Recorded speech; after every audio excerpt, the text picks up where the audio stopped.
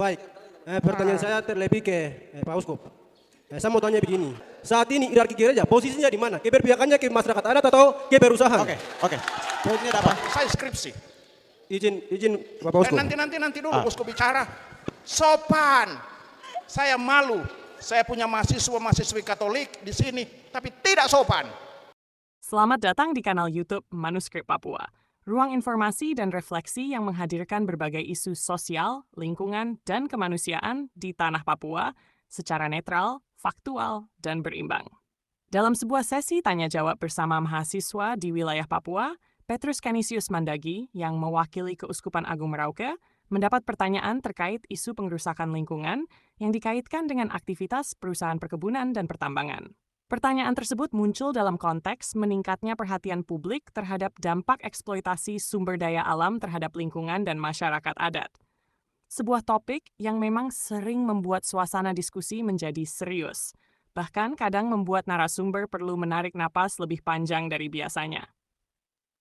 Dalam peristiwa tersebut, setelah menerima pertanyaan dari mahasiswa, Uskup Agung tidak melanjutkan jawaban secara terbuka dan memilih meninggalkan ruangan.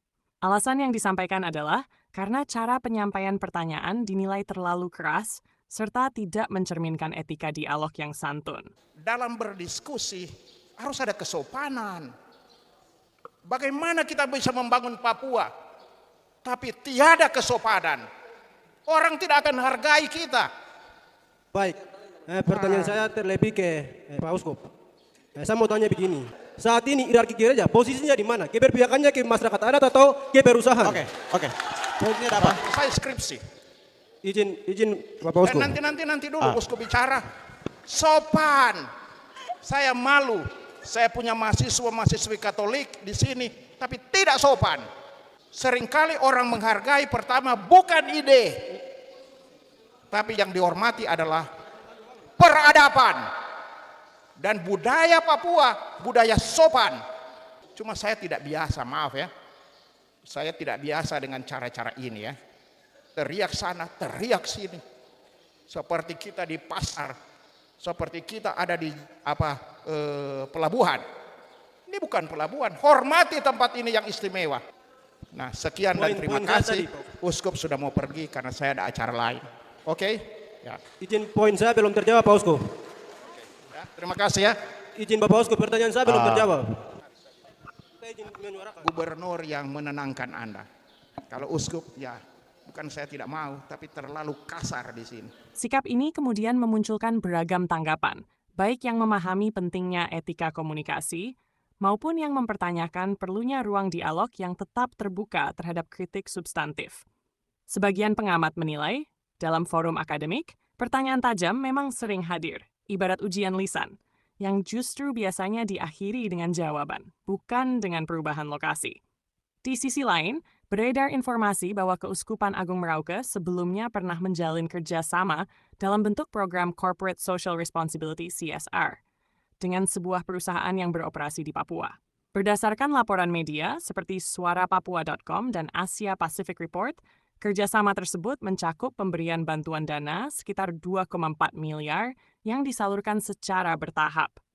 Informasi mengenai bantuan dana tersebut memicu kritik dari sebagian masyarakat lokal serta advokat hak tanah adat.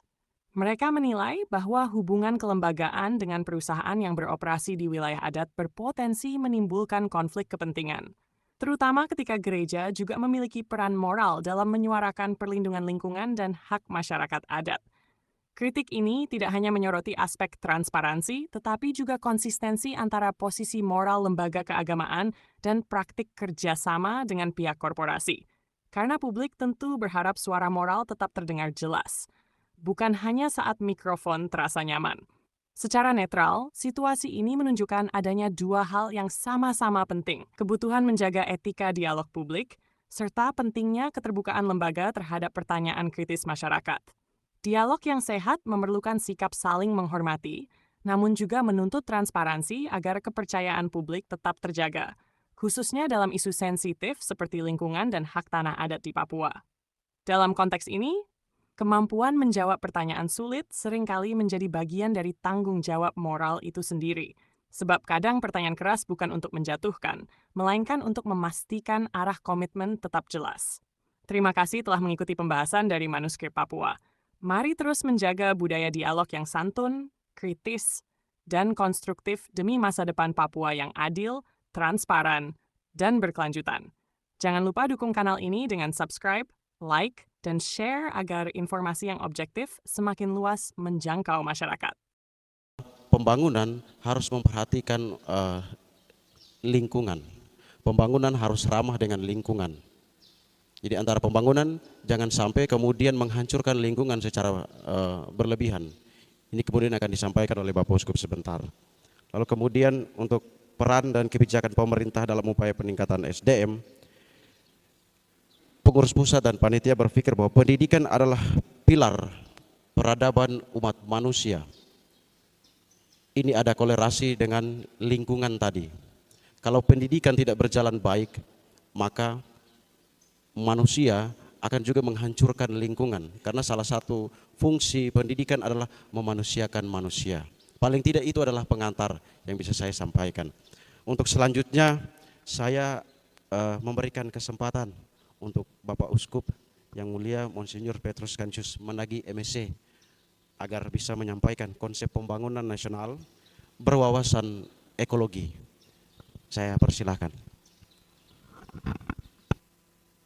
Berikan aplaus dulu. Pembangunan, ya, mau membangun, ya, bukan merusak. Ya, seringkali yang terjadi di Indonesia bukan membangun tapi merusak. Ya, pembangunan. Menurut pendapat saya, inti dari pembangunan adalah sumber daya manusia. Kalau orang bodoh-bodoh, bagaimana bisa membangun? Kalau orang, ya misalnya contoh ya, sifat dari PMKRI sesuai yang saya tahu atau spiritualitas dari PMKRI ialah Kristianitas, intelektualitas, dan juga persaudaraan. Nah, yang mau membangun Indonesia adalah manusia-manusia Indonesia, termasuk kita sekalian. Tetapi kita perlu dibekali dengan apa yang membuat semangat kita membangun, spiritualitasnya. Kalau tidak itu omong kosong. Adalah jiwa dari seluruh ilmu. Jadi menurut saya, kalau mau membangun perlu kembali kepada SDM. Nah, yang pertama SDM-nya, bagaimana dia? Beragama atau tidak? Ya, Kristianitas. Karena seringkali saya lupa dia manusia Kristen atau tidak.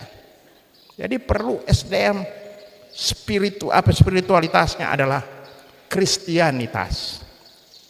Dan yang kedua, intelektualitas. Kalau mau membangun pakai otak, jangan tubruk sana, tubruk sini. Kalau mau demo, demo pakai otak. Ya, demo tapi mabuk. Ya, Katolik berpikir pakai otak. Karena kalau tidak dilatar belakangi dengan intelektualitas, kita kalah di dalam pembangunan. Kenapa Indonesia seringkali dikatakan dibandingkan dengan negara lain kalah? Karena apa? Pendidikan. Di Papua Selatan juga ini, mungkin pas ada Bapak Gubernur di sini. Saya sudah keliling di mana-mana. Tapi sekolah-sekolah, karena itu Bapak coba terpilih lagi ya. Ini bukan kampanye. Ya. Nanti orang bilang uskup kampanye, ya. Itu bagaimana intelektualitas, bagaimana anak-anak di sini bisa membuat pembangunan akselerasi pembangunan. Kalau bodoh, guru-guru juga bodoh. Cuma terima gaji tapi tidak mengajar. Itu kurang ajar juga. Gaji buta. Jadi kalau ada guru-guru di sini cepat bertobat. Saya baru mengadakan perjalanan, jadi saya tahu. Dan yang kurang ajar juga, ini dinas pendidikan. Saya marah mereka. Mereka mau menghancurkan sekolah Katolik. Mau jadikan sekolah negeri. Padahal mereka dididik di sekolah Katolik. Sekarang sesudah jadi pejabat, lupa sekolah Katolik. Itu kurang ajar. Ya, seringkali terjadi di sini. Di Maluku juga begitu. Karena saya uskup Maluku dulu. Jadi kembali kepada intelektualitas. Kalau tidak, kita di Papua Selatan akan tersingkir. Karena orang datang banyak. Indonesia juga akan tersingkir kalau kita bodoh-bodoh. Ya. Dan yang ketiga adalah pembangunan hanya bisa terjadi kalau spiritualitas kita adalah persaudaraan sejati, kemanusiaan. Kita mau membangun apa? Gedung-gedung tinggi bagus. Yang fisik bagus semua. Tapi terutama pembangunan manusia, kemanusiaan. Ada keadilan, ada kejujuran, ada perdamaian. Karena kalau tidak habis semua. Jadi inilah yang ingin saya katakan, pembangunan termasuk pembangunan ekonomi harus, kalau kita mahasiswa PMKRI harus digerakkan spiritualitasnya oleh yang tadi saya katakan. Yang pertama adalah Kristianitas karena kita orang Katolik, kedua harus digerakkan oleh intelektualitas, dan yang ketiga harus digerakkan oleh kemanusiaan atau persaudaraan sejati. Atau Paus sering kali sekarang menekankan itu mesti ada bela rasa, ya toh, ya harus ada ya kepedulian kepada sesama, dan itu motornya juga adalah mahasiswa-mahasiswi Katolik. Mungkin ini cukup juga, uskup jangan bicara-bicara, bilang uskup berhenti sudah, saya berhenti sekarang. Oke. Iya, kita berikan aplaus yang terakhir untuk Bapak Uskup. Apa yang disampaikan oleh Bapak Uskup tadi itu mengingatkan saya itu pada beberapa hal, ada dua hal, yaitu pertama tentang 6 identitas kader PMKRI. Itu salah satunya logis dan kritis, logis dan realistis tadi sempat disampaikan oleh Bapak Uskup. Artinya ini termuat dalam landasan-landasan dasar PMKRI. Lalu yang kedua yaitu soal intelektualitas dan kristianitas. Di PMKRI Bapak Uskup kami ada 3, yaitu yang pertama tadi kristianitas, yang kemudian berikut adalah fraternitas, dan yang terakhir adalah intelektualitas. Sekali lagi kita berikan tepuk tangan untuk Bapak Uskup dulu. Ya, rekan-rekan tamu undangan hadirin semua, selanjutnya kita berikan kesempatan kepada Bapak PJ Gubernur Provinsi Papua Selatan, Profesor Dr. Insinyur Apollo Savanpo ST.MT IPM. Itu dengan topik pembahasan menyelesaikan masalah Papua secara bermartabat. Bapak, waktu kami berikan.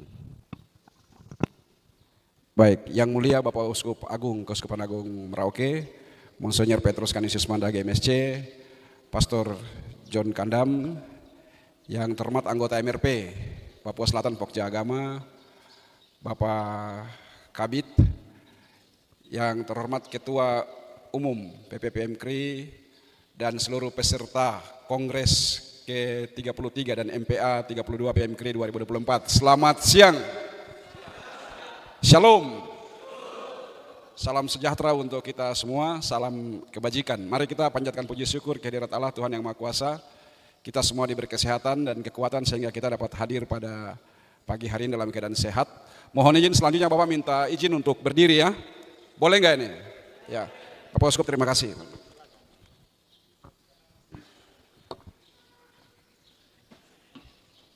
Bisa. Ke atas, slide sebelumnya. Ke atas. Oke, back. Ini aja dari sini. Ya, Baik, Bapak punya topik untuk kita diskusikan pada pagi hari ini adalah bagaimana menyelesaikan masalah Papua secara bermartabat. Bapak biasa mulai dengan ini, analogi atau metafora bahwa tanah Papua itu ibarat seorang gadis yang cantik, tanahnya itu. Lalu orang-orang Papua, orang-orangnya ini, itu ibarat orang tua, ibarat bapak dan mama dari gadis yang cantik itu. Nah, karena mengetahui bahwa gadisnya sangat cantik dan diinginkan oleh banyak orang, maka bapak dengan mama ini selalu khawatir, selalu waspada. Setiap ada laki-laki yang lewat di depan rumahnya, langsung dicuriga. Apalagi kalau laki-laki itu berhenti di depan rumah terus tengok-tengok ke dalam, maka orang tuanya ini akan memunculkan berbagai macam pertanyaan. Orang ini siapa? Namanya siapa? Datang dari mana? Tinggal di mana? Kerja di mana? Tujuannya ke sini untuk apa? Semua pertanyaan itu diungkapkan karena kekhawatiran. Nah, karena gadis ini cantik, maka banyak sekali orang yang ingin memiliki gadis ini. Orang di sebelah rumah juga mau sama dia, di sebelah kampung juga mau sama dia, di sebelah kali juga mau memiliki dia, di pulau sebelah juga mau ambil dia, sampai berbagai macam wilayah mau datang untuk ambil dan memiliki gadis yang cantik ini. Nah, sekarang bagaimana cara supaya kita bisa memiliki gadis yang cantik ini?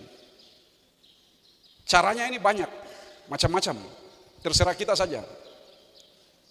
Misalnya ini, cara pertama, kita bisa bunuh saja kedua orang tuanya, lalu kita ambil gadisnya dan kita bawa pergi. Karena kita punya kekuasaan, kita punya fasilitas, kita punya kewenangan, dan kita punya segala-galanya. Jadi kita bisa berbuat apa saja. Atau mungkin cara kedua, kita ambil dengan paksa saja. Nanti orang tuanya mau ngamuk, mau merontak, biarin aja. Kan kita yang berkuasa, kita boleh berbuat apa saja. Atau cara ketiga, kita bawa lari saja diam-diam. Nanti orang tuanya cari kemana-mana nggak ketemu, nggak tahu siapa yang ambil. Atau cara lain itu kita datang baik-baik ke rumahnya, kita ketok pintunya, kita perkenalkan diri, bapak dan mama, saya punya nama, siapa ini? Adik punya nama siapa? Ronald. Saya punya nama Ronald. Saya tinggal di kampung sebelah, orang tua saya nama Paul dan Ibu Maria, saya kerja di sini. Saya datang ke sini dengan maksud untuk meminang adik perempuan ini. Kalau bapak dengan mama percayakan adik perempuan ini kepada saya, maka saya janji, saya akan jaga dia dengan baik, saya akan penuhi semua kebutuhannya, dan bapak dengan mama juga saya akan jaga. Kalau kita bisa meyakinkan hati kedua orang tuanya bahwa kita adalah orang baik dan kita bermaksud baik, maka bapak dengan mama itu akan bilang begini, oh anak laki-laki minta maaf.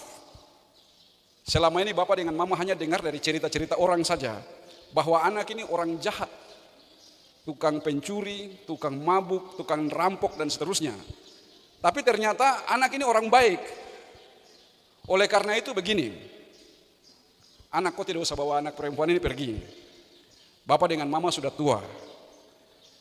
Di depan rumah ini ada laut, ada kali, ikan di sini banyak. Bisa ambil kapan saja. Di belakang rumah ini ada sagu, hutan sagu banyak. Kita tidak tanam, bisa ambil kapan saja.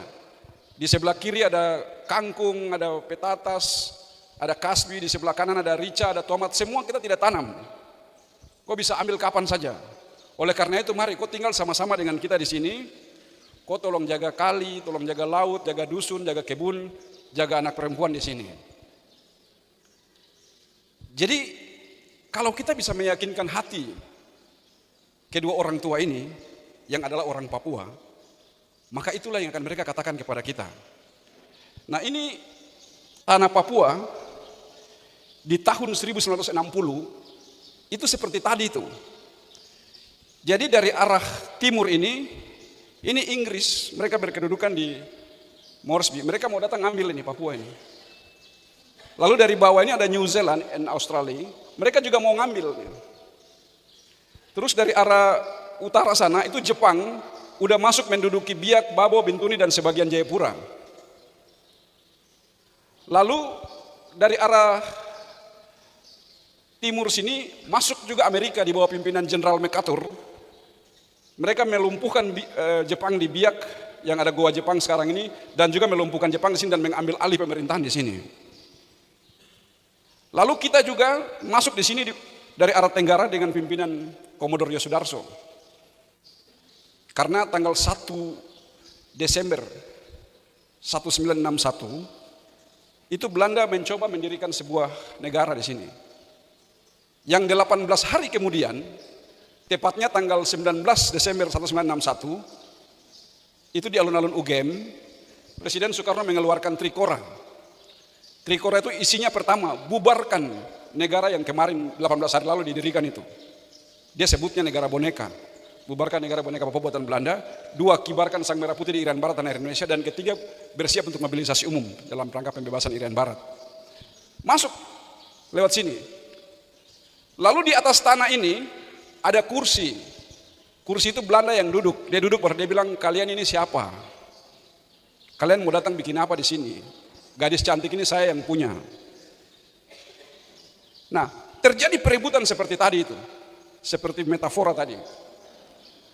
Lalu tahun 1969, semua orang sepakat bahwa mari kita tanya anak perempuan ini dia mau siapa. Dari semua laki-laki yang datang baku rebut dia ini, kita tanya dia. Dia mau tinggal dengan siapa? Dia mau hidup dengan siapa?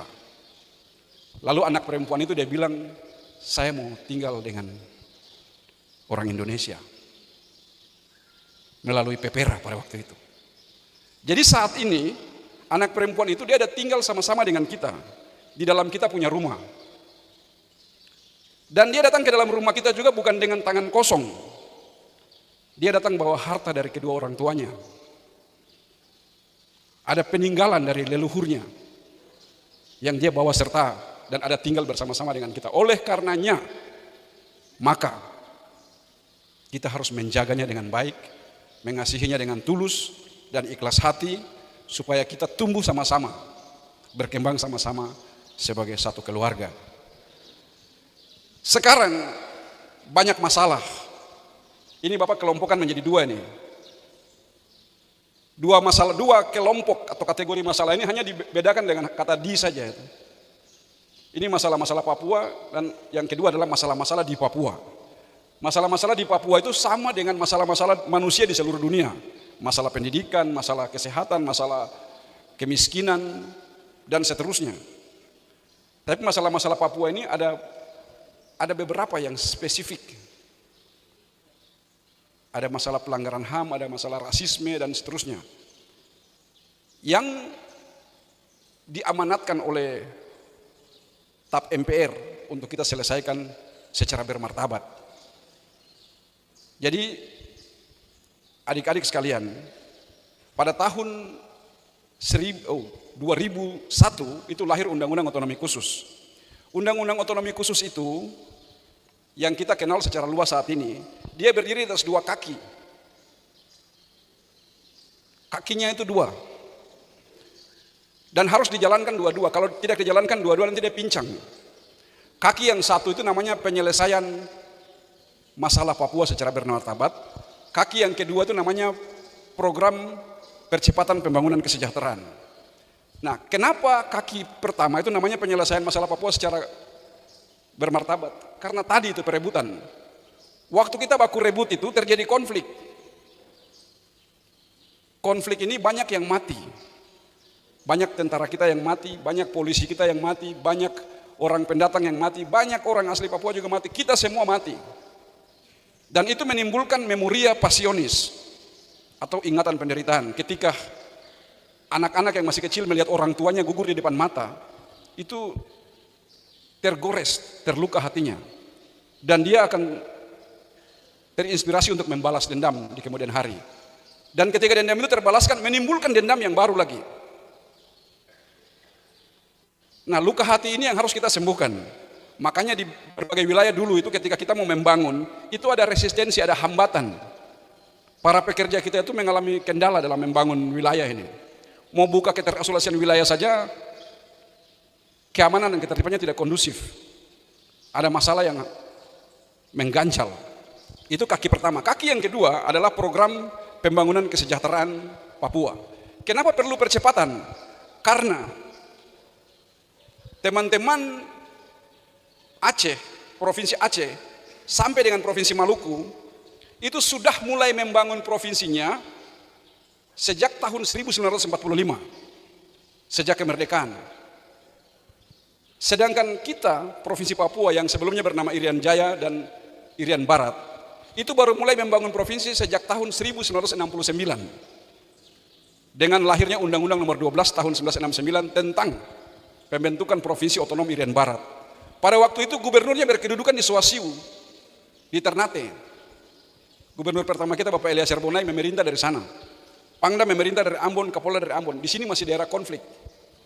Tahun 1970 itu kita baru punya APBD pertama. Jadi kita baru mulai bangun itu tahun 70. Teman-teman lain sudah tahun 45. Ibarat kalau kita jalan, teman-teman lain sudah jalan dari sini menuju pelabuhan, itu sudah mau sampai di pelabuhan, kita baru memulai jalan. Oleh karena itu perlu didorong, diberi percepatan supaya mengejar ketertinggalan dari teman-teman yang sudah lebih dulu. Itu dua alasan Otsus lahir. Maka kalau Bapak Ibu lihat Otsus dari pasal 1 sampai pasal 40-an itu program percepatan pembangunan semua. Tapi 45-46 itu kan itu resolusi konflik semua. Dua kakinya itu Otsus. Jadi kalau orang tidak paham filosofinya dengan baik, nanti implementasinya juga tidak pas. Oke. Saya beri subjudul di sini, kita menyelesaikan masalah Papua secara rekonsiliasi. Nah, ada 4 hal yang melatar belakangi kenapa kita mesti menyelesaikan secara rekonsiliasi. Yang pertama, itu latar belakang sosiologis. Yaitu adanya serangkaian tindak kekerasan yang terjadi sejak integrasi sampai saat ini yang perlu kita selesaikan. Yang kedua, adanya ingatan penderitaan atau memoria pasiennis dari para korban dan keluarganya yang ditinggalkan yang perlu kita rehabilitasi. Nah, makanya pada tahun 2022 Bapak Presiden telah mengeluarkan Perpres tentang penyelesaian pelanggaran HAM berat masa lalu secara non-yudisial, dan itu sudah berjalan dengan baik. Mudah-mudahan ini akan membawakan hasil yang baik supaya pembangunan di Papua bisa berjalan secara lebih cepat untuk mengejar ketertinggalan dari saudara-saudara kita di provinsi yang lain. The next, landasan filosofis bahwa perbuatan melanggar hukum dan HAM dapat merusak sendi-sendi persatuan dan kehidupan berbangsa serta bernegara. Perbuatan tersebut juga menghancurkan nilai-nilai kemanusiaan universal yang dijunjung tinggi oleh negara-negara bangsa.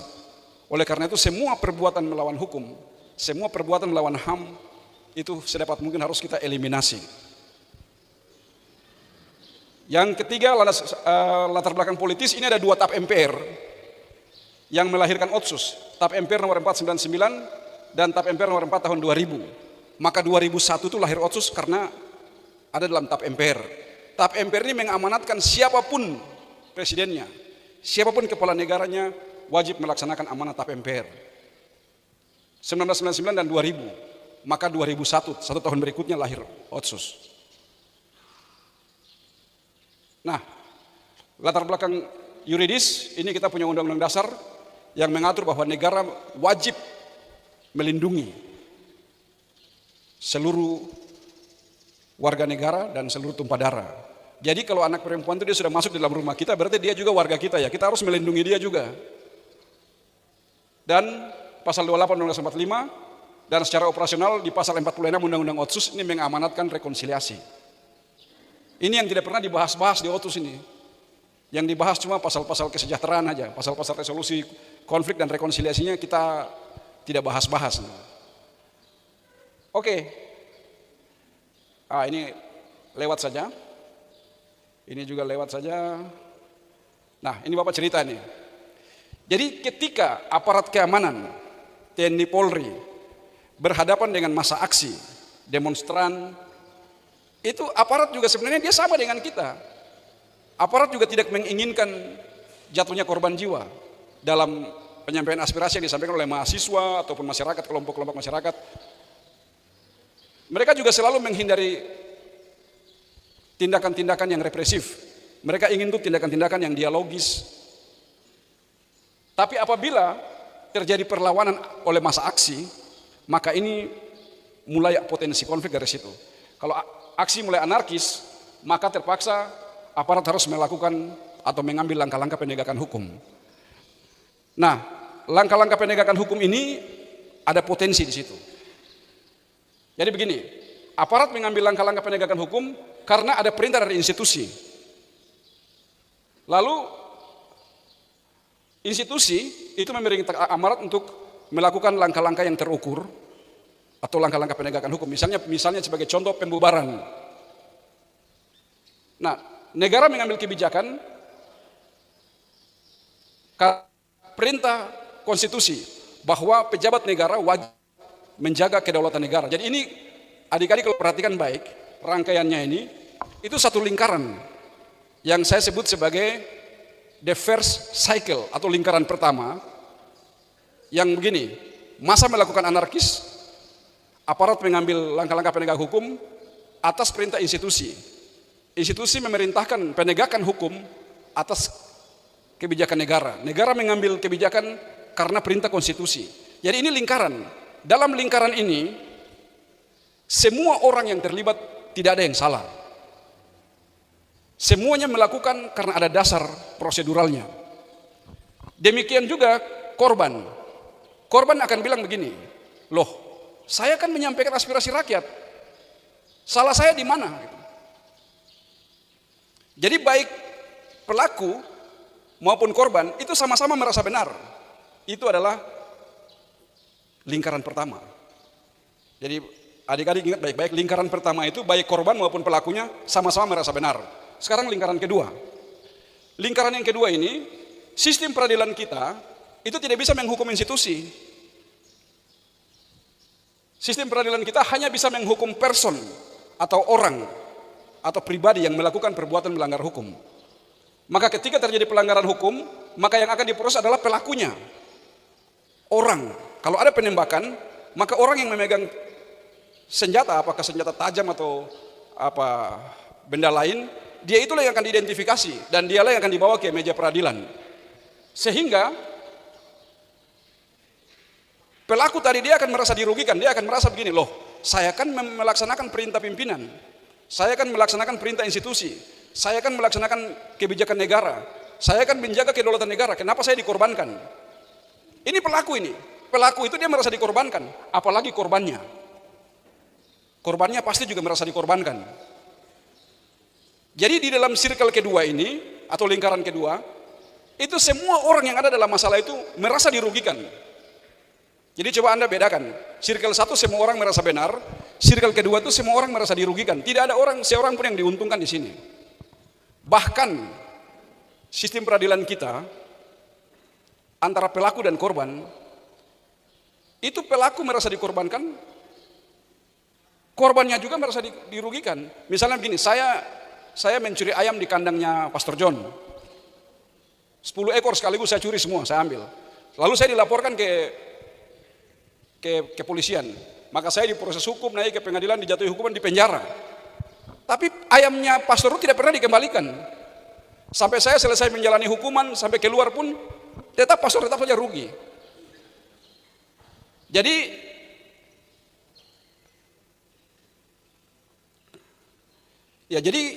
baik pelaku maupun korban itu sama-sama tidak diuntungkan. Oleh karena itu proses-proses penegakan hukum yang kita lakukan baik, tapi belum tentu bisa menyentuh rasa keadilan di dalam hati para korban. Oleh karena itu kenapa perlu rekonsiliasi? Nah ini sekarang di kampung-kampung di Papua ini, mungkin juga di tempat-tempat adik-adik sekalian sama mungkin. Kadang-kadang juga terjadi perselisihan antar warga, perselisihan masalah sosial, masalah dusun, masalah tanah, masalah macam-macam. Dan kadang-kadang jatuh korban juga. Tapi kemudian, tidak lama setelah itu mereka bisa hidup berdampingan secara damai. Seolah-olah kemarin tidak terjadi apa-apa. Kenapa bisa begitu? Karena pihak pelaku atau keluarga pelaku itu datang kepada keluarga korban, lalu meminta maaf. Bapak Ibu, kita ini masih keluarga. Kemarin ini kita hanya salah paham saja. Kita tidak bicara baik-baik, akhirnya kita terbawa emosi, kita sudah bertengkar sampai berujung pada korban. Oleh karena itu, kita datang minta maaf dan selanjutnya kita memberikan ganti rugi atau kompensasi. Ini yang disebut dengan restitusi. Jadi ada 3 hal ini. Pertama, kita yang bersalah itu kita mengaku bahwa kita sudah bikin salah, lalu kita minta maaf, rekonsiliasi yang kedua nih. Dan yang ketiga ini ada restitusi. Restitusi itu begini, kalau Bapak dulu di kampung masih kecil, kalau Bapak bertengkar dengan tetangga, berkelahi, dia berdarah, maka kita bayar darah itu. Bayar darah itu bisa kita kasih sebagian dari harta kita kasih kepada keluarga korban. Sebagai silih atas kesalahan yang kita lakukan. Tapi kalau kita bertengkar sampai berkonflik sampai jatuh korban jiwa, maka orang bilang kita bayar kepala. Bayar kepala itu kita keluarga korban semua kumpul kita punya harta-harta, benda, pusaka semua kita kasih ke keluarga korban. Bahkan kadang-kadang kita punya saudara perempuan, kita kasih kawin dengan salah seorang laki-laki dari keluarga korban supaya ikatan kekerabatannya semakin kuat. Ada macam-macam cara rekonsiliasi itu. Di berbagai negara di Afrika, di Eropa pernah dilakukan rekonsiliasi dalam rangka penyelesaian konflik dalam konteks bernegara. Dan kita bisa belajar dari mereka bagaimana cara menyelesaikan masalah secara rekonsiliasi. Tidak semua masalah harus kita selesaikan di meja hijau. Tapi bisa dengan cara-cara non-yudisial. Jadi menangkap pelaku dan memproses hukum belum tentu menyentuh rasa keadilan dan keluarga. Hanya dengan pengungkapan kebenaran, saling memaafkan, dan juga restitusi, kita bisa menyelesaikan berbagai masalah yang kita hadapi bersama. Dengan demikian, kalau kita bisa saling memaafkan dengan tulus dan ikhlas hati, maka kita akan meninggalkan semua masalah yang pernah melanda kita di waktu yang lalu, dan kita akan sama-sama menatap masa depan yang lebih baik. Kita bisa membangun dengan baik. Jadi pembangunan daerah bisa berjalan lancar kalau kita sudah selesaikan kita punya masalah ini. Tapi sebaliknya, kalau kita masih punya dendam, kita masih punya luka hati, dikasih apapun kita akan tidak ikhlas menerima. Kita baru bertengkar, berkonflik sampai jatuh korban di sana, kita kasih makanan seenak apapun, kasih uang sebesar apapun, dia tidak akan terima. Kalau hatinya masih luka. Oleh karena itu luka-luka hati itulah yang harus kita sembuhkan. Saya kira itu yang dapat Bapak sampaikan. Terima kasih, selamat siang, shalom.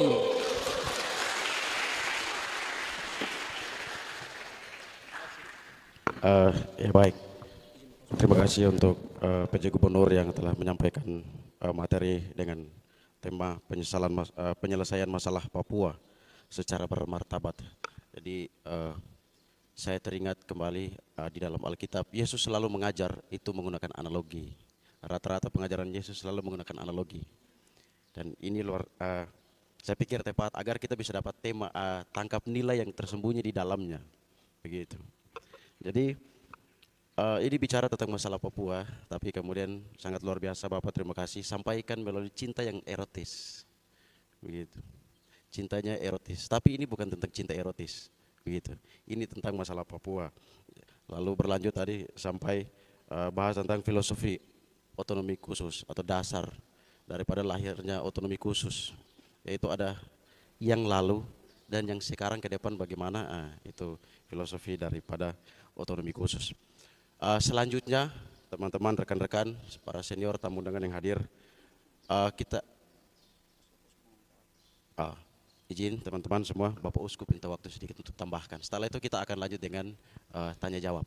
Ya, saya sendiri tertarik dengan apa yang dikatakan oleh Bapak PJ Gubernur. Menurut saya, orang Papua sebenarnya terlalu sengsara di masa lalu. Bagaimana perbuatan dari TNI dan untung saya belum ada di sini. Kalau di sini saya berteriak, usir mereka. Tetapi mereka terlalu sengsara orang Papua. Saya dengar seperti dibunuh begitu saja, diinjak-injak dan sebagainya. Mungkin pada masa Soeharto waktu itu. Jangan coba sekarang.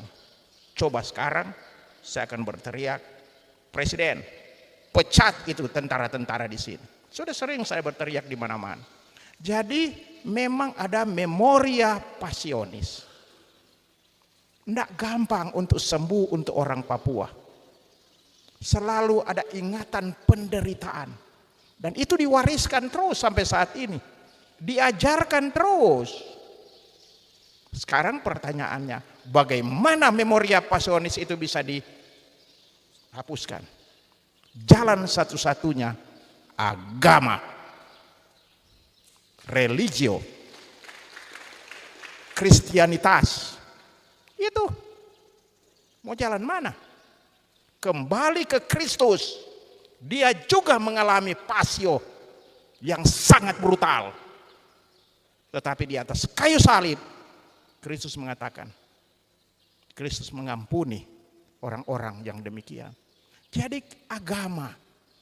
Karena itu untung Papua Selatan sebagian besar adalah agama Katolik. Dan MSC sudah mengajarkan spiritualitas hati, berbelas kasih. Sehingga di Papua kita paling damai di sini. Maaf, Papua lain ya. Kirim salam untuk yang bakalai-bakalai di tempat lain. Karena kita mengajarkan di sini pengampunan, pengampunan. Saya berteriak di mana-mana kita mengampuni. Bukan berarti kita setuju dengan kesalahan mereka. Ya, kita tidak setuju. Tetapi kita ini beragama. Apa gunanya kita Katolik masuk gereja tiap hari Minggu dan sebagainya, tapi dendam di mana-mana. Nah, inilah yang bagi saya harus diberi contoh. Perlu ada contoh. Contoh siapa? Imam-imam Papua. Saya baru-baru ini berbicara di hadapan para uskup Papua. Bagaimana kita imam-imam? Kita sendiri pemabuk. Rambut gondrong, ikat sana ikat sini. Padahal pastor. Muka serem, muka dendam. Imam harus tampil seperti Yesus Kristus. Istilahnya menurut Paus Fransiskus, imam harus menjadi sakramen. Tanda dari Allah sendiri. Allah berbelas kasih. Jadi yang kita mesti robah ini. Karena dia, para pastor itu sangat menentukan. Itu yang saya, entry point saya di Papua Selatan ini. Pastor, kau jangan dendam ya. Kalau tidak saya usir kamu dari sini. Tidak peduli kau Papua atau non Papua. Karena Yesus mengajarkan untuk berbelas kasih. Jadi ini pastor-pastor. Jadi kita kuasai pastor-pastor. Pastor-pastor yang baik. Kembali untuk ada pengampunan. Saya rasa jadi kok. Lihat Afrika Selatan. Mereka pada pakai metode pengampunan. Sekarang bisa membangun. Dengan presidennya siapa itu? Nelson Mandela. Kita ikut contoh Nelson Mandela. Dia bukan Katolik, tapi luar biasa. Atau contoh Paus Yohanes Paulus II. Dia datang ke penjara, mengampuni orang yang menembaknya Ali Akca. Pengampunan. Kita juga. Semoga mahasiswa-mahasiswi Katolik menjadi sponsor pengampunan di Republik Indonesia. Sekian dan terima kasih. Ya, baik. Bapak Uskup yang sudah menambahkan sedikit dari apa yang kemudian disampaikan oleh Bapak PJ Gubernur. Dengan begini kita melihat artinya bahwa Bapak Uskup kita ini sangat semangat untuk datang memberikan materi kepada kita semua. Kita tepuk tangan sekali lagi untuk Bapak Uskup. Selanjutnya teman-teman kita akan masuk dalam diskusi tanya jawab. Kita bikin dulu 2 sesi. Sesi pertama saya akan memberikan kesempatan kepada 2 orang yang nanti sebentar angkat tangan. Ini teman-teman sudah angkat padahal belum diberikan kesempatan ya.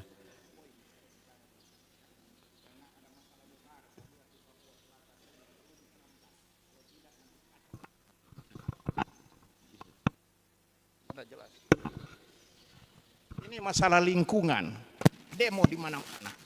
Mahasiswa juga ikut demo, padahal mereka sudah dapat makan juga dari perusahaan. Itu kurang ajar juga. Tidak ada kejujuran. Tidak ada kejujuran. Poin pertama, Mazmur 23 ayat 1. Bumi dan segala isinya adalah milik Tuhan. Bumi Tuhan punya.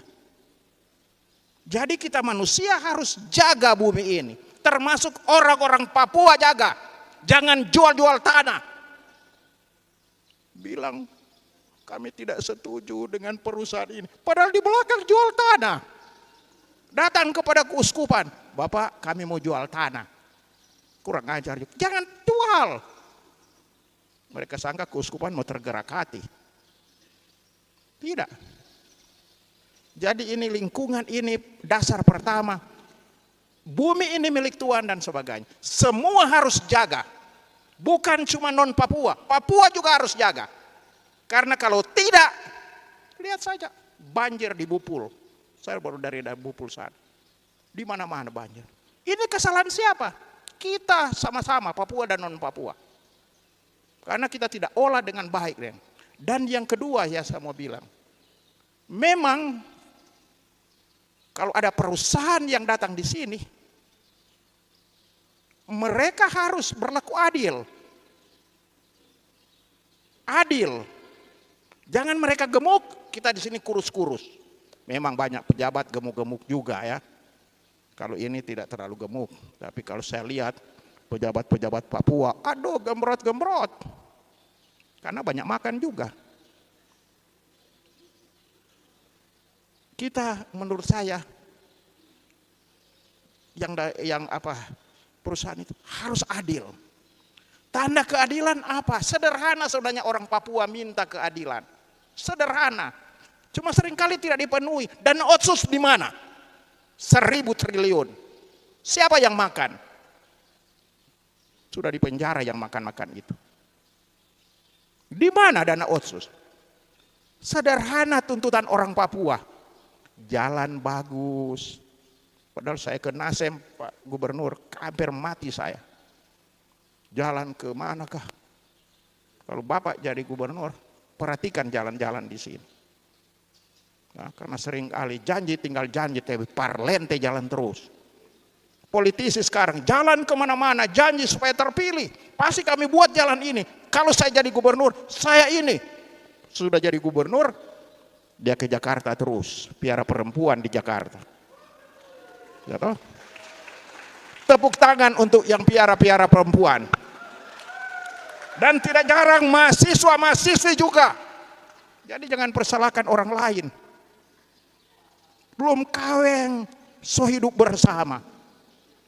Main di rawa, sehingga anak itu kalau lahir namanya rawa. Atau otsus. Jadi ini poinnya. Jalan, kesehatan, pendidikan. Kalau itu diberikan kepada orang Papua tidak akan marah. Sebelumnya tentu saja yang saya bilang ada saling memaafkan. Itu penting, itu yang pertama. Tapi berikanlah seperti apa Bapak Gubernur, ada restitusi juga. Saya rasa ini perlu dilihat karena apa? Keadilan boleh, perdamaian boleh, tetapi yang penting juga kejujuran. Karena seringkali orang tidak jujur. Yang berteriak-teriak tentang perusahaan makan ini. Padahal itu pejabat-pejabat yang dulu kasih izin. Mereka sudah makan lebih dulu. Sekarang mau baca calon, mereka berteriak. Itu saya baca di koran saja. Memang saya perlu selidiki. Tapi ini, jujur, jujur, jujur. Jangan main-main. Kalau tidak akan damai. Sekian dan terima kasih. Ya. Terima kasih Bapak Uskup yang telah menambahkan sedikit lagi. Dari sedikit-sedikit menjadi banyak. Selanjutnya saya berikan kesempatan untuk 2 orang ya. Untuk 2 orang agar bertanya kepada kedua pembicara kita. Saya Pertama mungkin saudara yang baju biru. Jangan bakelai, Bapak Uskup bilang jangan bakelai. Pertama yang baju biru, silakan. Yang kedua, nanti saudara perempuan ini. Jadi biar dibagi, ada laki-laki, ada perempuan. Nanti dibuka sesi berikutnya. Cek. Cek, cek. Kan. Ya baik, selamat siang. Eklesia et Patria. Pro Eklesia et Patria. Ya. Ya baik, mohon izin Bapak Uskup, izin Pak Prof selaku PJ Gubernur. Mungkin pertanyaan saya sederhana saja. Dalam metode sosial itu kita butuh penyelesaian konfliknya seperti apa? Saya pikir seperti itu pertanyaan saya. Untuk menyelesaikan sengketa konflik di dalam masyarakat Papua itu dengan cara apa? Karena menurut saya tidak hanya kita bicara masalah rekonsiliasi, tapi kita perlu bicara soal konstruksi. Itu dalam paradigma konflik sosial, itu menurut saya. Jadi mungkin kalau bisa PJ Gubernur silakan papar seperti apa persoalan yang paling hakiki, dan itu akan menjadi bahan kajian kami melihat seperti apa masalah internalisasi dan eksternalisasi terhadap suatu realitas sosial di masyarakat. Saya pikir itu menurut saya dari sisi pengembangan ilmu sosialnya. Saya lihatnya dari situ. Karena saya juga orang sosiologi dan saya tidak sepakat kalau menyelesaikan suatu masalah itu dengan cara rekonsiliasi. Padahal harus kita perlu menganalisiskan suatu konflik didasari dengan pengkajian yang matang. Apalagi kan akademisi ya. Saya pikir itu perlu kita diskusikan. Saya kembalikan kepada moderator dan mari kita diskusi bersama persoalan ini. Saya kembalikan. Ya, baik, terima kasih. Izin, pertanyaan ini ditujukan kepada siapa? PJ. Kepada PJ. Baik, terima kasih. Yang kedua tadi saudara perempuan yang ini, ya. Batas dulu, nanti sebentar kita akan buka lagi. Langsung poin ya teman-teman, langsung poin. Biar jangan terlalu panjang-panjang. Cek. Baik, terima kasih atas waktu dan kesempatan yang diberikan. Perkenalkan, nama saya Angela Cinliudia. Saya Ketua Presidium PMKRI Cabang Denpasar. Jadi tadi berbicara soal pembangunan, seperti yang disampaikan oleh Bapak Uskup itu jelas ya, membangun bukan merusak.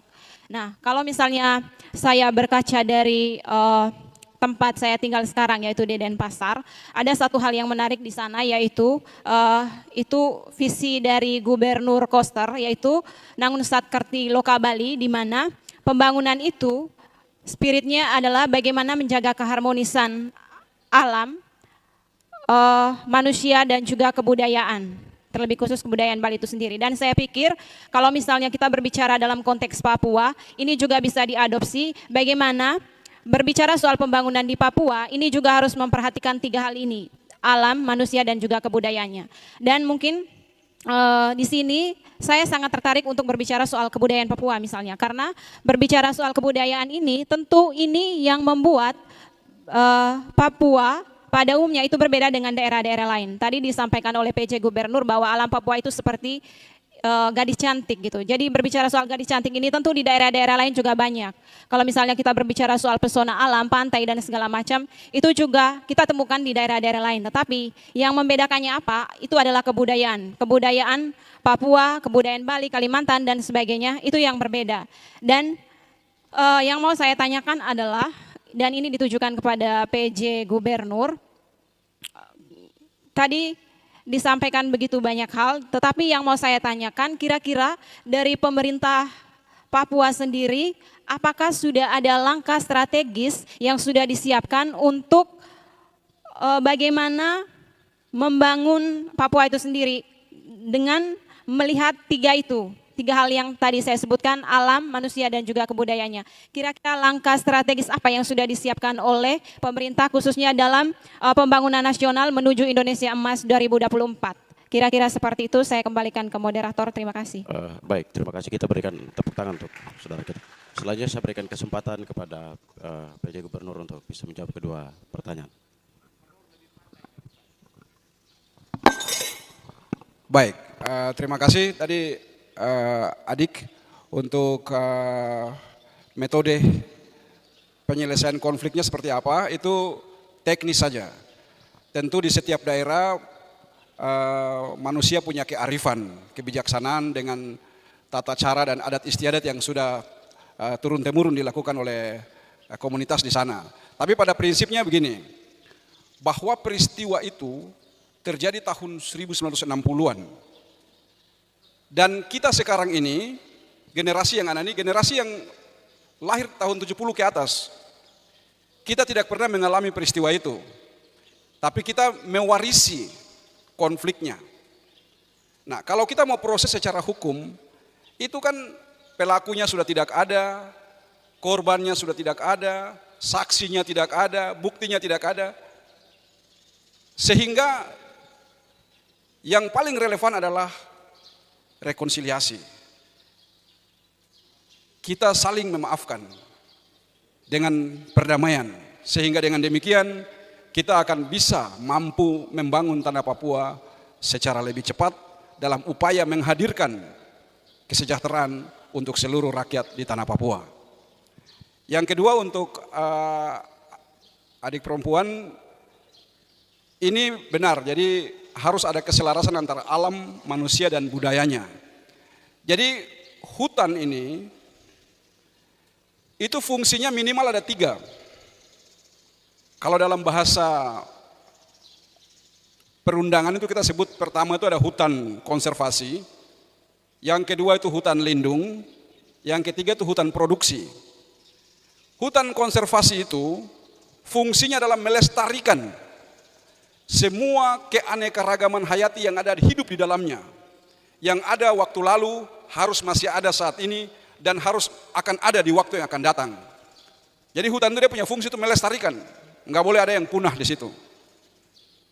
Yang kedua, hutan lindung itu fungsinya itu menyanggah kehidupan bagi makhluk di sekitarnya.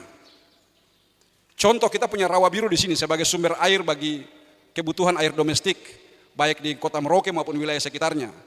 Itu kalau tidak kita lindungi, kalau dirusak, maka kita sudah tidak bisa lagi dapat air, terutama di musim kemarau. Jangankan musim kemarau, musim hujan saja kita susah dapat air. Nah, itu hutan lindung, dia punya fungsi itu menyanggah, menjaga, memelihara kehidupan bagi seluruh makhluk yang ada di sekitarnya. Maka harus kita lindungi. Dan yang ketiga itu hutan produksi. Hutan produksi inilah yang bisa kita konversi menjadi kebun, menjadi ladang, menjadi sawah. Karena kita yang ada saat ini dan kita punya anak-anak dan cucu juga perlu makan dan minum. Tidak mungkin seluruh hutan itu kita konservasi, kita lindungi, terus untuk makan dan minum, untuk berkebun kita pergi di tanahnya tetangga, kan tidak mungkin. Harus ada sebagian dari hutan kita yang kita kelola untuk memenuhi kehidupan generasi yang ada saat ini maupun generasi yang akan datang. Maka hutan produksi itulah yang harus kita kelola dengan bijaksana. Karena kita harus makan dari dusun kita sendiri dan minum dari sumur kita sendiri. Kalau tidak, kita akan minta makan dan minum dari tetangga. Demikian, terima kasih, waktu saya kembalikan. Baik, kita berikan aplaus. Saya harap puas dengan jawaban yang diberikan oleh pembicara kita. Oh, Bapak Uskup mau tambahkan sedikit lagi? Saya tambah saja ya. Tadi ada pendekatan sosiologis, tapi saya rasa kita lebih baik pendekatan agama. Anda tuh Katolik toh, lebih baik pendekatan agama. Ya. Kalau Anda mau jadi sosiolog, silahkan ambil S4 atau S7, nah, atau S seno-seno, orang Manado bilang. Tapi kita ini pendekatan agama, karena kita Katolik semua. Lebih baik pendidikan agama, dan pendidikan agama rekonsiliasi. Maaf, itu. Oke, kalau tidak setuju, sudahlah. Kau ya simpan dalam hati, bilang Uskup Mandagi itu salah sekali. Ya. Kedua, budaya, memang betapa penting itu budaya. Cuma sekarang karena materi, karena jabatan, karena kesenangan duniawi, budaya mulai dihancurkan.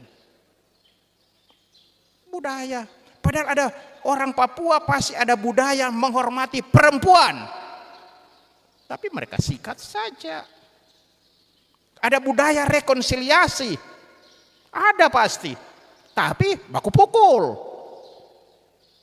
Jadi mulai orang anak muda mulai lupa itu budaya. Lebih bagus budaya HP.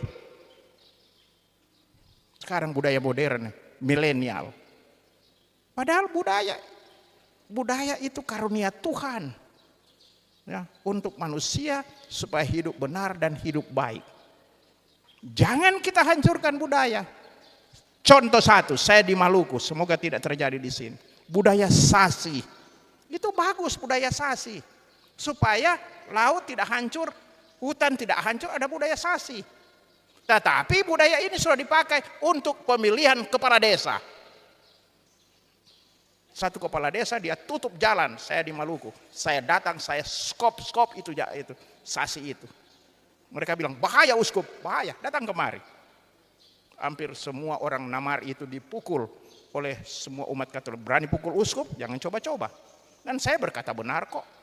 Budaya ini bukan untuk kepentingan pribadi, tapi untuk kepentingan bersama. Kesejahteraan, kemanusiaan. Itu perlu, karena itu coba para mahasiswa dan mahasiswa, coba kembali ke budaya. Belajar itu budaya. Jangan sejago laeng, jago main HP, tapi tidak tahu itu isi atau kebudayaan IT jago, tapi tidak tahu budaya sendiri. Sekian dan terima kasih. Baik, terima kasih kita berikan untuk Bapak Uskup. Teman-teman, saya perlu ingatkan bahwa diskusi kita ini akan sampai pada jam 12. Kalaupun lewat, palingan lewat sedikit, lewat sekitar 10 atau 15 menit. Ya, kita lanjut ke sesi yang berikut, sesi yang kedua. Silakan saudara laki-laki yang pakai yang sana, ya. Satu, kemudian yang kedua saudara laki-laki yang di depan ini, silakan. Minta maaf, ini banyak jadi kita harus akomodir 2 orang saja. Ya. Teman-teman, ini sudah mau jam 12. Mohon langsung pertanyaan agar cepat kita juga bisa lanjut dengan kegiatan yang berikut. Silakan. Yang di belakang. Ya, silakan. Saya kedua. Depan duduk dulu. Yang di depan duduk dulu. Duduk yang saudara yang di belakang. Silakan. Oke. Terima kasih moderator untuk waktunya. Pro Ecclesia Patria. Baik, ini menarik. Dan saya minta waktu kepada moderator kalau bisa tambahan waktu 1 jam lagi. Karena bicara soal tanah ini, Saya masuk soal akselerasi pembangunan di Provinsi Papua.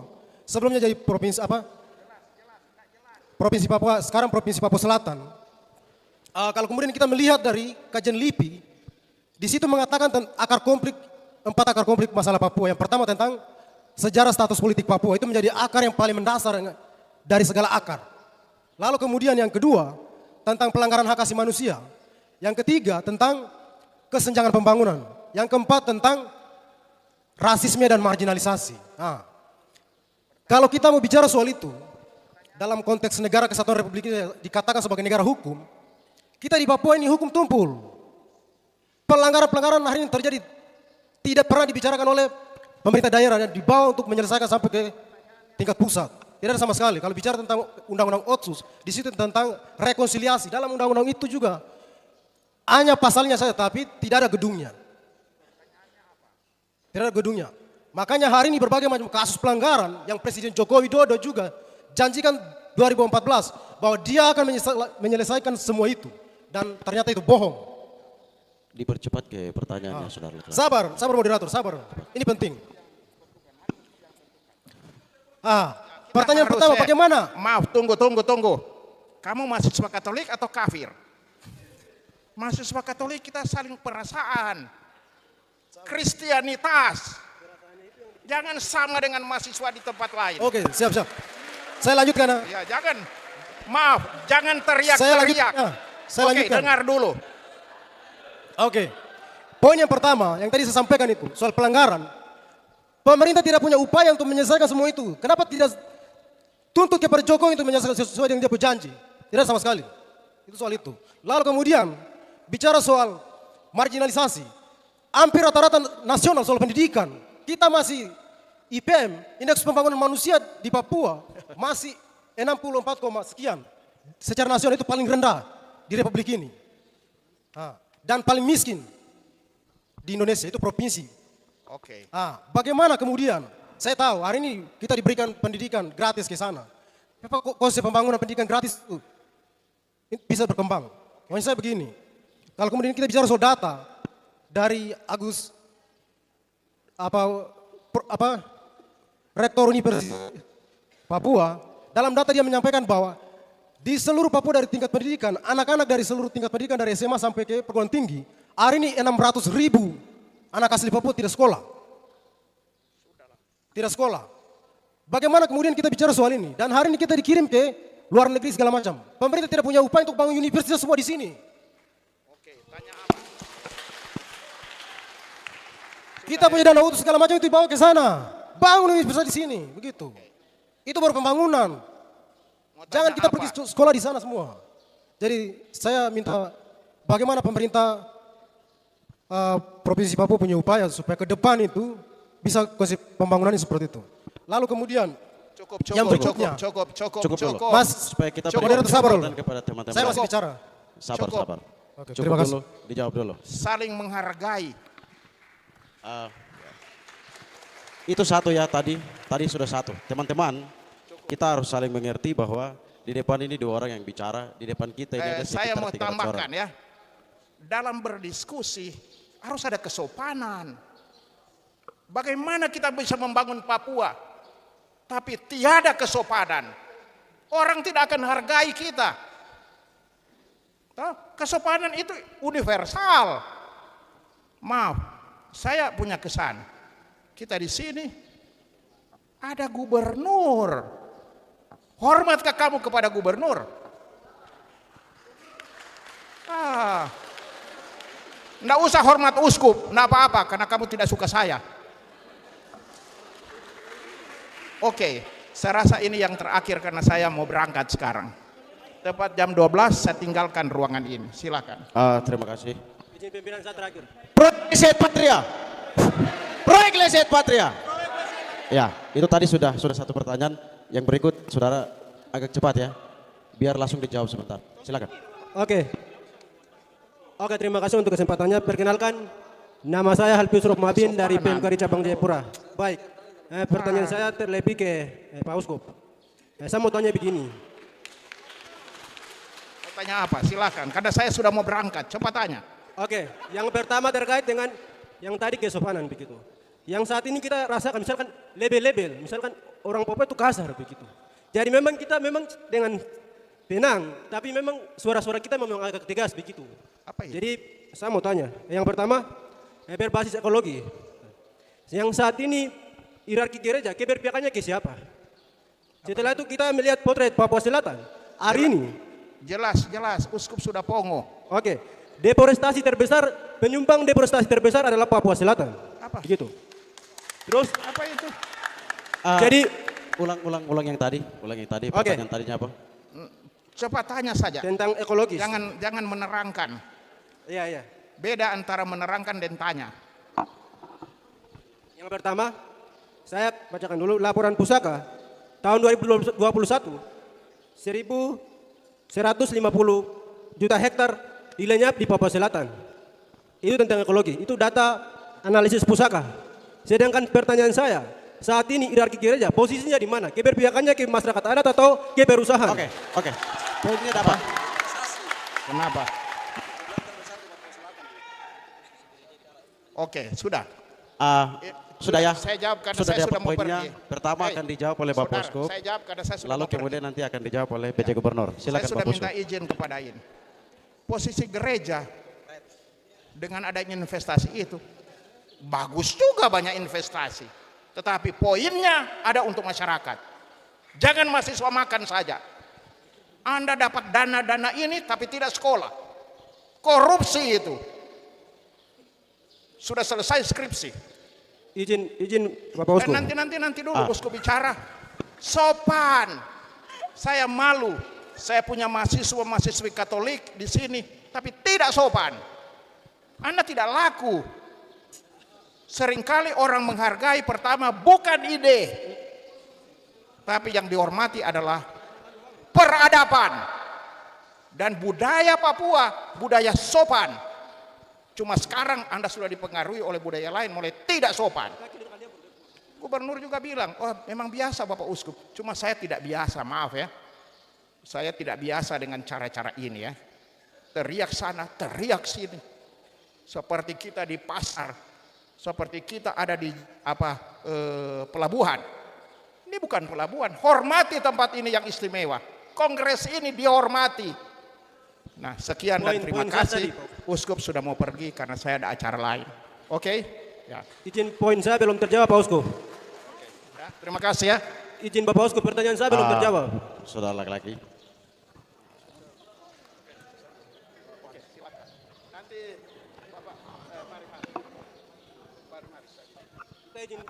Gubernur yang menenangkan Anda. Kalau uskup ya bukan saya tidak mau, tapi terlalu kasar di sini. Ya, baik. Terima kasih. Kita tepuk tangan untuk Bapak Uskup dulu. Sekaligus terima kasih telah membawakan materi pada pagi hari ini dan Bapak harus berangkat. Artinya ini maskapai penerbangan tidak bisa membatalkan tiket itu. Nah, ini juga harus dipikirkan. Maka dibutuhkan kebijaksanaan.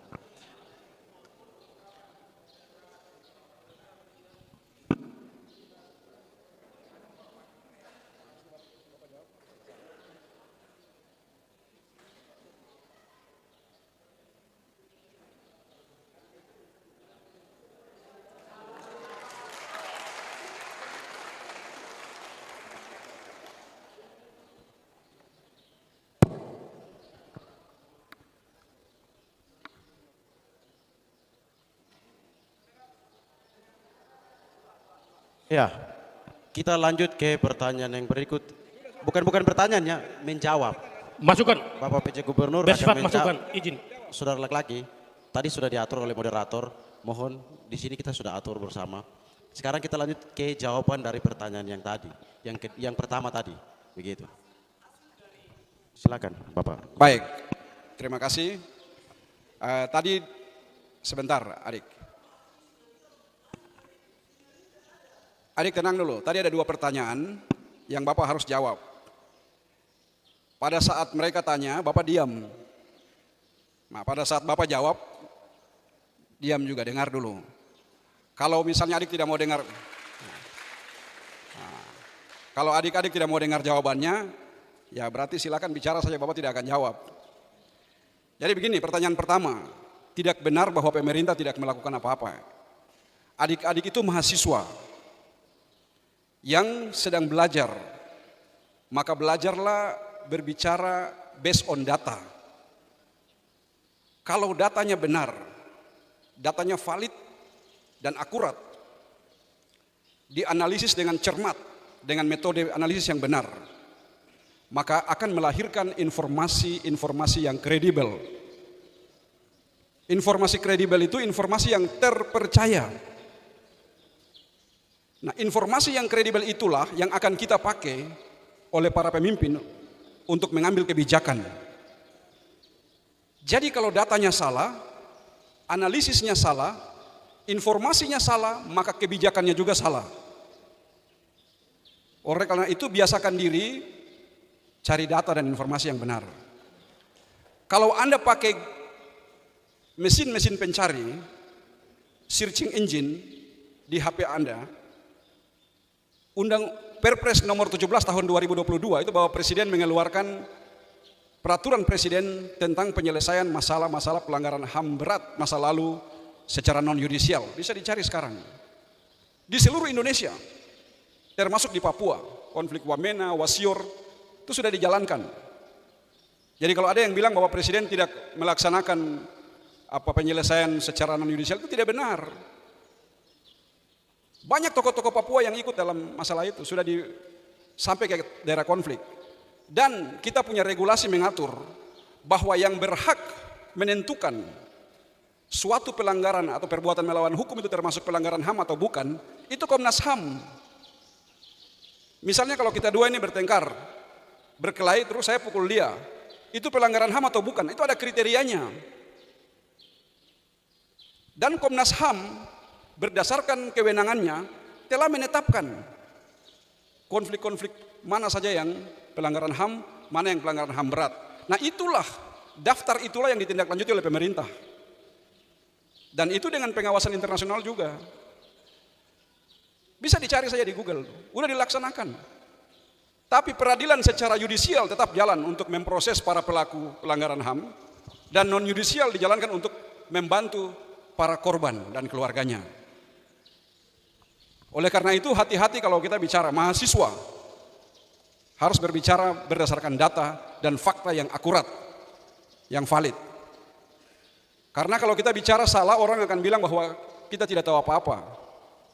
Itu yang pertama. Kemudian yang kedua tadi, itu yang tadi Bapak Uskup jawab, investasi. Semua investasi itu kan melalui proses. Bukan tiba-tiba orang datang langsung melakukan investasi. Ada proses yang panjang sampai 2 tahun. Mulai dari sosialisasi dengan masyarakat, AMDAL, sampai kepada turunnya izin. Izin juga berjenjang dari masyarakat sampai naik ke kabupaten, sampai ke provinsi, sampai ke nasional. Jadi tidak apa-apa, yang penting investasi itu dilakukan pertama di tempat yang memang itu tempat produksi, bukan di tempat hutan lindung, bukan di tempat hutan konservasi, misalnya kayak gitu. Karena kita juga perlu makan, kita juga perlu minum, kita perlu menghidupi orang tua kita yang ada sekarang, saudara-saudara kita yang ada, dan anak cucu kita di masa yang akan datang. Dan kita harus hitung, terukur berapa yang bisa kita kelola, berapa yang bisa kita lestarikan. Begitu. Jadi adik-adik silakan berdiskusi dengan baik, silakan beradu argumen versus kontra argumen, but harus based on data, tidak boleh asumsi. Jadi pengetahuan itu ada 3 tingkatan. Pengetahuan yang paling rendah itu namanya asumsi. Pengetahuan yang tingkat kedua namanya fact, fakta. Dan pengetahuan yang tertinggi namanya hikmat. Asumsi itu misalnya gini, Bapak sedang tidur di rumah, ada seseorang datang bawa map di depan rumah. Terus ibu kasih bangun, Bapak ada orang bawa map. Terus saya bilang, suruh pulang saja, bilang Bapak tidak ada. Itu pasti orang mau bawa proposal minta sumbangan itu. Padahal ternyata orang itu orang dari bank yang mau datang bawa hadiah mobil karena nomor rekening saya menang undian. Artinya kita berasumsi, tidak ada faktanya, tidak ada datanya, tidak ada buktinya. Kita hanya berasumsi saja. Nggak boleh. Yang kedua fakta. Fakta adalah suatu peristiwa yang benar-benar terjadi sesuai dengan kenyataan yang ada. Bisa kita buktikan. Dan yang ketiga hikmat. Hikmat adalah kemampuan manusia untuk melaksanakan kebenaran. Jadi kebenarannya itu tidak baik kalau mencuri, maka kita tidak mencuri. Gitu. Merokok itu tidak baik dan kita tidak merokok juga. Itu namanya kita berhikmat. Sebaliknya kalau kita tahu bahwa mencuri itu tidak baik, tetapi kita tetap mencuri juga, maka kita tidak berhikmat. Demikian yang dapat saya sampaikan. Selanjutnya begini adik-adik, kita duduk di sini untuk sharing, untuk diskusi, bukan untuk baku marah. Jadi tidak mungkin diskusi kita itu menyelesaikan seluruh permasalahan di dunia ini. Seluruh masalah di dunia ini hanya akan selesai kalau kita sudah mati. Tidak ada lagi masalah. Tapi selama kita hidup selalu ada masalah. Tugas kita adalah mencari solusi dengan arif, dengan bijaksana. Oleh karena itu, karena waktu juga Bapak ada satu kegiatan lagi yang harus Bapak hadiri. Oleh karena itu Bapak mohon supaya mungkin diskusi kita bisa kita akhiri, karena tentu ada agenda lain juga. Tapi sebagai closing statement, Bapak ingin menyampaikan sebuah cerita 2-3 menit. Jadi Thailand ini kita tahu dia negara yang belum pernah dijajah. Di kiri kanannya ada jajahan Perancis dan Inggris. Sementara dia di tengah-tengah jadi daerah rebutan. Nah di Thailand ada suatu kisah yang diceritakan secara lisan turun-temurun dari generasi ke generasi. Dan mereka itu kalau di Indonesia kita seperti kisah Malin Kundang. Jadi ada seorang pemuda yang sukses di sana. Dia itu kalau melakukan usaha apa saja pasti berhasil. Dan dia cukup dikagumi, disenangi oleh banyak orang di sana. Nah suatu ketika dia melintasi ladang, dia dikejar oleh seekor harimau. Lalu dia coba berlari menyelamatkan diri, sampai karena kecepatan lari harimau lebih kencang dari sang pemuda, maka semakin lama semakin dekat, dan sesaat sebelum harimau itu menerkam sang pemuda, dia lihat di depan itu ada goa kecil. Lalu dia secara spontan langsung meloncat masuk ke dalam goa itu. Setelah di dalam goa, dia baru menyadari bahwa sebenarnya itu bukan goa. Itu adalah seekor ular piton besar yang sedang melingkar gitu. Jadi badannya pemuda itu, kakinya pas di bawah kepalanya ular yang siap memangsa. Lalu di depannya itu ada harimau yang tadi mengejar dia, dan kepalanya itu pas keluar di akhir dari lilitan ular, dan di situ ada seekor buaya yang siap untuk menerkam dia di pinggir kali. Adik-adik, ceritanya itu sampai di situ saja, selesai.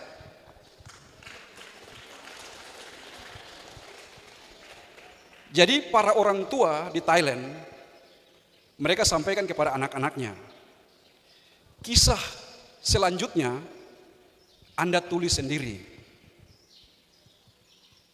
Anda bisa menulis bahwa, oh akhirnya pemuda itu mati dililit oleh ular. Atau bisa juga Anda tulis bahwa pemuda itu akhirnya dimangsa oleh buaya. Atau Anda bisa tulis juga bahwa pemuda itu akhirnya digigit kakinya dan dia hidup tanpa kaki sampai seumur hidup. Tapi Anda juga bisa bercerita bahwa akhirnya ular dengan harimau saling memangsa, dan pemuda itu berhasil meloloskan diri dari buaya, dan dia akhirnya hidup, menemukan seorang gadis yang cantik, menikah, hidup bahagia, berhasil sampai kepada anak dan cucu. Jadi jangan Anda membiarkan orang lain menulis kisah hidup tentang Anda, lalu Anda mengikuti kisah cerita itu. Tapi Andalah menentukan jalan cerita Anda sendiri-sendiri dan sukses story Anda sendiri-sendiri. Demikian, terima kasih. Shalom.